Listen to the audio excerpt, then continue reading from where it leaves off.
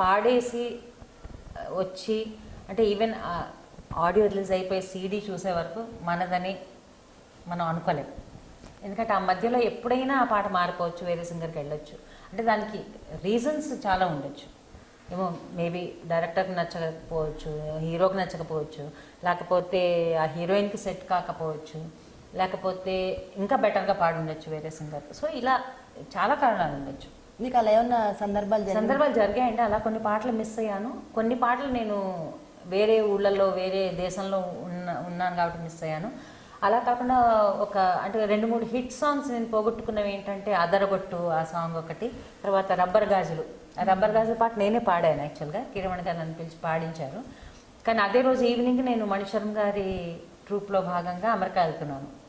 So నా పాట అయిపోయింది, ఈవినింగ్ దలేర్ మెహందీ గారు వచ్చారనమాట. సో నేను ఆయన కలిసి ఎయిర్పోర్ట్కి వెళ్ళిపోయే ఉద్దేశంతో అంతా ప్యాక్ చేసుకుని రెడీగా వెళ్ళిపోయాను స్టూడియోకి. అంటే ఆయన పాట వినేసి వెళ్దామని. సో ఆయన రాగానే, ఆయన తెలుగు కాబట్టి ఆయనకి రాసుకోవడానికి చాలా టైం పట్టింది. అంతా అయ్యాక ఆయన విన్నారు పాట. అప్పటికే నేను పాడేశాను నా పోర్షన్. విన్నాక ఏమన్నారంటే, ఆయనది చాలా పంచి ఉన్న గొంతు. పంజాబీ సింగర్ అంటే వాయిస్ వాళ్ళకి చాలా రేంజ్ ఉంటుంది. సో ఆయన ఏమన్నారంటే, నాకు రేంజ్ తక్కువైపోయింది పాట, ఇంకొంచెం నాకు శృతి పెంచండి అని అడిగారు.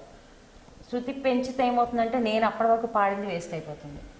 ఎందుకంటే అది శృతి పెంచగానే ఒక గొంతులో ఒక విధమైన కీచుగా ధ్వనిస్తుంది అనమాట గొంతు.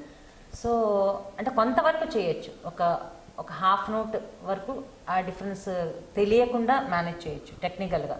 బట్ ఎప్పుడైతే అది ఒక నోట్ కంటే ఎక్కువైపోయింది అనుకో, నాది కీచుగా వినపడుతుంది. సో అది లాస్ట్ మినిట్లో చెప్పారు, నాకేమో వెళ్ళిపోయే టైం అవుతుంది. సో అప్పుడు ఇంకా ఆయన ఆపేసి నన్ను పాడించే అంత ఇది లేదు, ఎందుకంటే ఆయన బాంబే నుంచి దీనికోసమే వచ్చారు, మళ్ళీ వెంటనే వెళ్ళిపోతున్నారు. సో రాజమౌళి గారు అందరూ వచ్చారు ఆయన పాట వినాలని. సో అప్పుడు నా పాట మళ్ళీ చేసే సందర్భం కాదనమాట. ఆయన పాట వేసాక చాలా లేట్ అయిపోయింది. సో నేను ఇంకా ఎయిర్పోర్ట్కి వెళ్ళే సమయం వచ్చేసింది, అందుకని నేను ఇంకా వెళ్ళిపోయాను. వెళ్తున్నప్పుడు కీరవాణి గారు చెప్పారు, నేను మ్యాక్సిమం ట్రై చేస్తానమ్మా నీ గొంతు ఉంచడానికి, నేను ఎలాగోలా ట్రై చేస్తానన్నారు. కానీ ఆయనకి సాధ్యపడలేదు అది. సో అలా ఒక మంచి సాంగ్ మిస్ అయ్యాను, అలా కొన్ని మిస్ అయ్యాను. ఓకే.